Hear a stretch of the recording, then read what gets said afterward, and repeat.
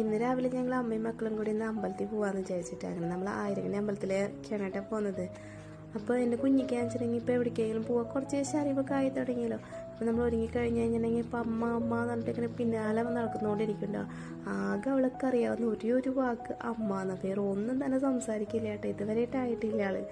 അപ്പോൾ വണ്ടിയുമ കയറിയിരിക്കലും അങ്ങനെ കാര്യങ്ങളൊക്കെ ആയി തുടങ്ങിയിട്ടുണ്ട് കേട്ടോ.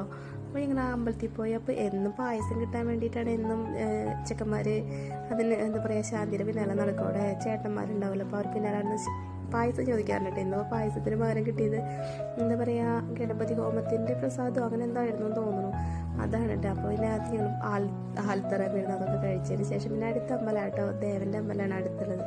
എന്നു വെച്ചാൽ വീട്ടിലേക്ക് പോകാമെന്ന് പറഞ്ഞപ്പോൾ രണ്ടുപേരും ഒരുമിച്ച് പറഞ്ഞു പോകേണ്ട, വേറെ എവിടേക്കെങ്കിലും പോകാമെന്ന് പറഞ്ഞിട്ട് നിൽക്കുകയായിരുന്നു. ഇടയ്ക്കൊക്കെ അല്ലേ ഇങ്ങനെ പോവുള്ളൂ. അങ്ങനെ ഞങ്ങൾ ദേവൻ്റെ അമ്പലത്തിലും പോയി.